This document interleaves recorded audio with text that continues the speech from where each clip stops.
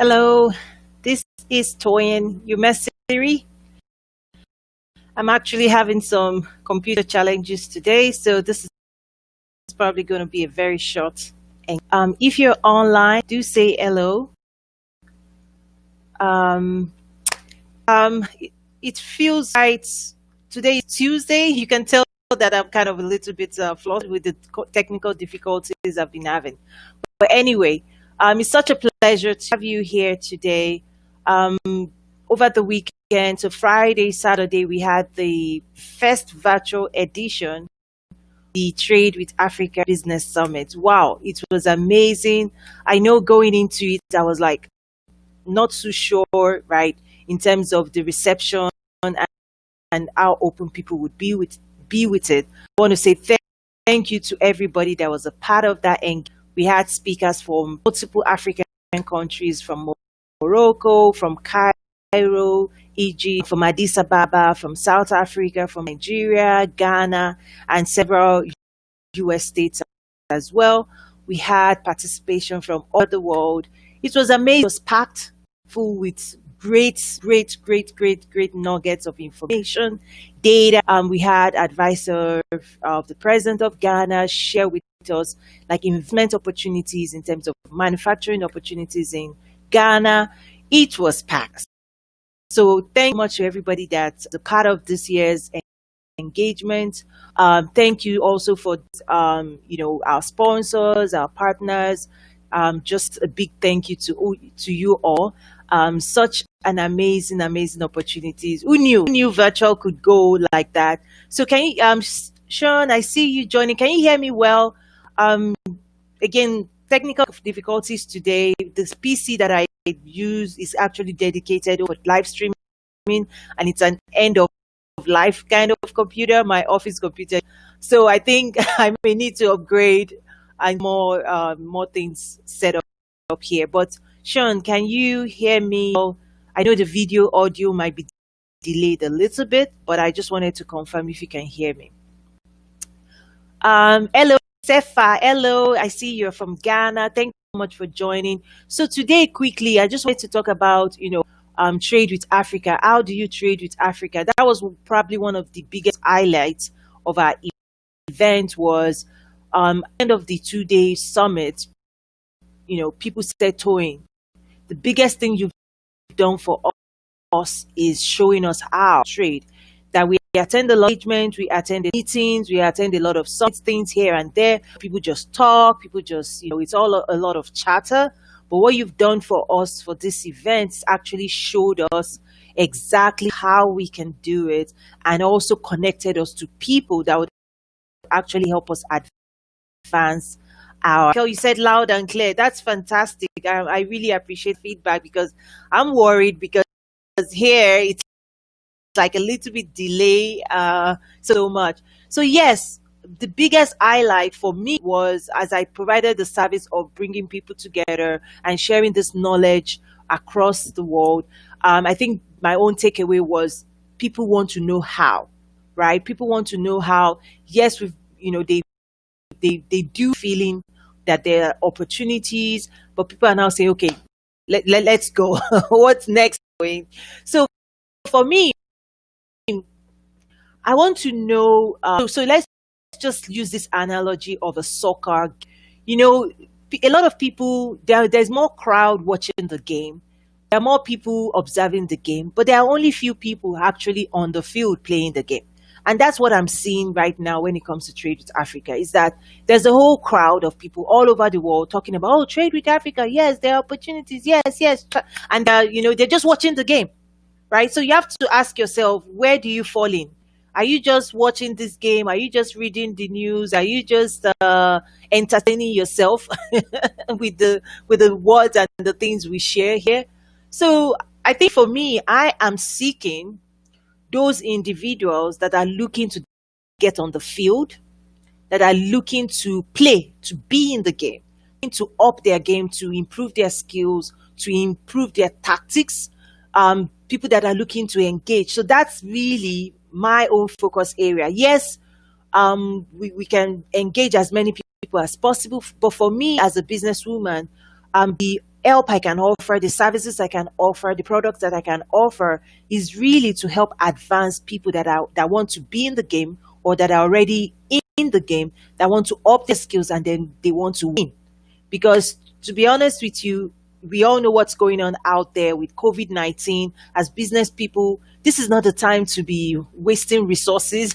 You have to be very targeted, you have to be very focused, you have to have a clear intention, and you have to use your time wisely. And that's the same thing I try to do in terms, can I help? Who needs the help? Who's trying to get in the game? Who's trying to trade with Africa? So how do you trade with Africa? That's one thing I want to share today.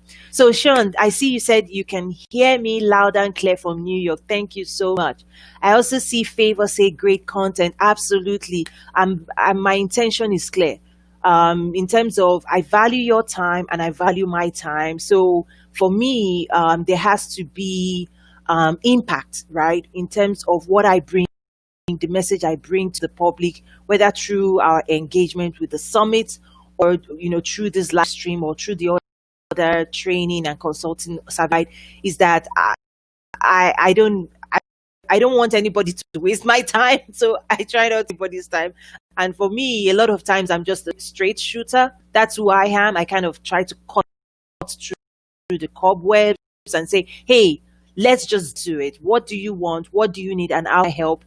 I typically the last 20, 30 years, there's been a lot of, there are a lot of people that their field is like policies and conversations, and let's talk about, and they can do that for years. That's what they've been doing. For me, I don't that world, right? I don't have the luxury of time to be sitting and say, oh, let's talk about Africa. No, just talk. Talk is cheap. I try to say it's cheap, but again, some people, their industry is actually just to talk, really. In terms of policy writers, that's all they do. They just carry their paper, and that's good. If that's your line of business, that's great.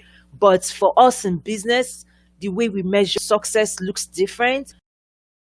The way we measure impact looks different. Engagement and things, how we measure is so different. And I think people are only now beginning to play in that space when it comes to Africa, is realizing that if you're on the continent and you want to deal in trade, like, people don't have time to waste in the world of business. Like, send me 10 emails, and then 10 emails later you're like, oh, so no, nobody has time for that. It's like, if you're in it and you're ready to do business, then show up, right? Show up. So that's I think what's different, and that's what I'm trying to also get people to shift in their mindset is, you might have been used to a lot of previous engagement that is just chit chat, no.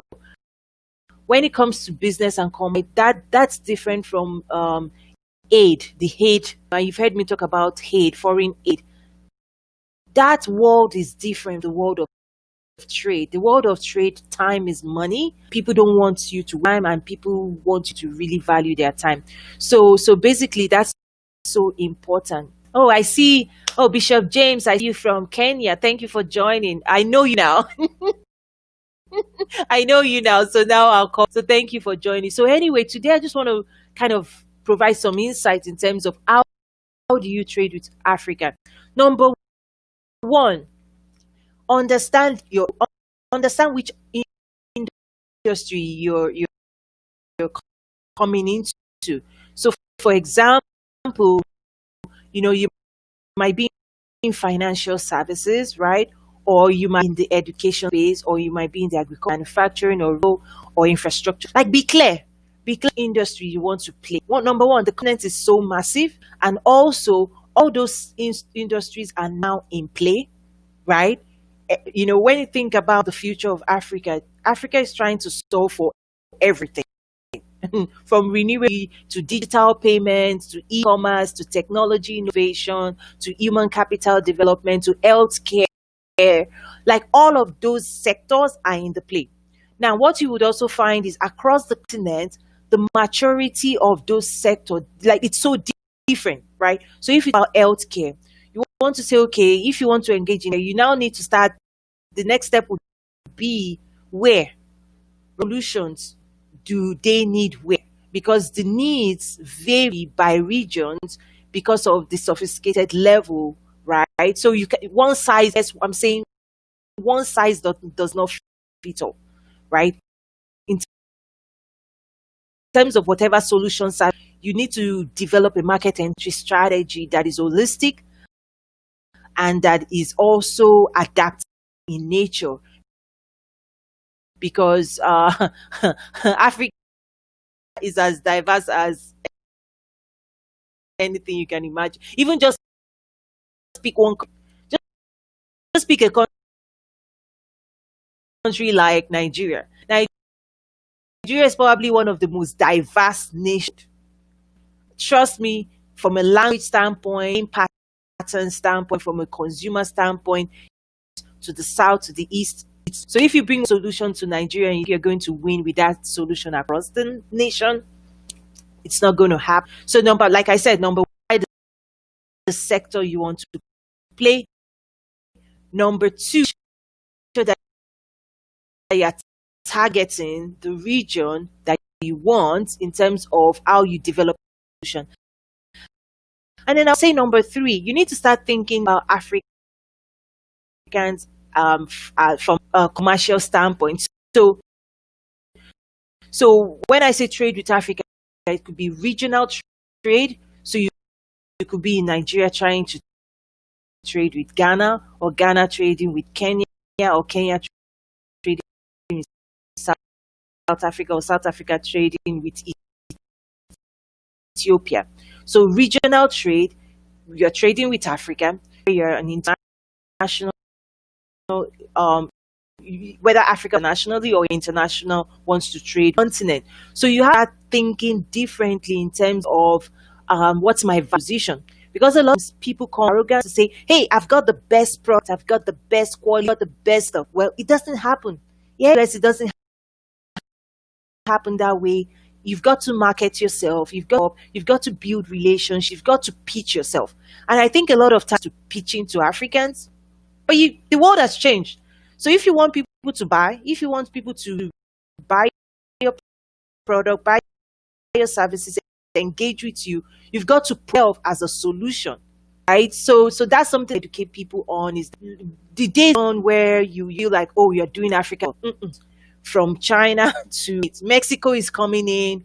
Russia, big event was held in the Russia Africa Summit. That the African Temple Bank coordinated. So now have a suite of options. So to and say why they are the best options that Africa's leaders have to go to. So those are some things that I think people need to start exploring differently, because the old way of engaging with the continent and the world of oh, we're helping. No. Now they're like, no, don't help us. We can help ourselves. What do you have to offer us? I am trying to develop this agriculture. So find the governor saying, okay, we have, is it equipment? Is it seed? Is it technical expertise? Tell us. Let's talk about business. This is not, come in and say, oh, you want to, this is not about help. We can help ourselves. Just tell us the solution you are and tell us your value proposition to us and why we should go with you versus go with someone else. And that's something that has been happening the last couple of that, especially in America. American businesses really gotten used to that. For example, I know the state of Arkansas, there were engagements, trying to rise space with, Aligo Dangote and all of those things. But guess who won? China, right? Because when Africans are looking at their numbers, they're looking at cost benefits. Like, if I go with this, how soon can I pay off? Because they're going to have to take, like trade financing. We've talked about that before. They're thinking differently today. So it's about positioning as well. So, guys, today's engagement will be a little bit shorter, but I see questions popping, like those that I use my weekly live. Basically, if you have a question, keep it, precise, as short as you can, and then drop your questions, and I'll be going to those ones. So yes, how do you trade with Africa? It's understanding the market. It's also acquiring, market insights, right? Behavioral patterns, because just assuming that if you've won in Ghana, you can take that template and run it in Kenya. No, it doesn't happen. It doesn't happen.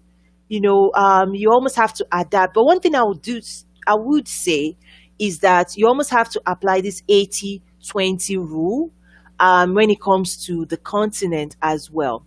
So, in terms of 80% being an homogeneous strategy, and then 20% being varying. Okay, so I see Alexander say, I have been following your webinars for some time now and must commend you for helping entrepreneurs as well. Thank you so much. I don't know if people can still see me right now. Um, so Sean also says, Toyin, you're right. Africa economic landscape is very unique and dynamic and need agile strategies to succeed. So yes, thank you so much. What else? So if you can still hear me, this computer is looking funny right now, but if you can still hear me, please drop a comment. I'll also try and go online to see what's going on. That way I'm not just assuming that you can hear me and then talking to myself. So give me a moment to check that out. Okay, it looks like you can still hear me. I see ATL say, great work, Tony. This is very active platform. Thanks so much. I really do appreciate that. And I'm trying to make sure that you all can still hear me. I tell you, today I'm having a computer issue. Um, yeah, it looks like it's frozen. It's looking like it's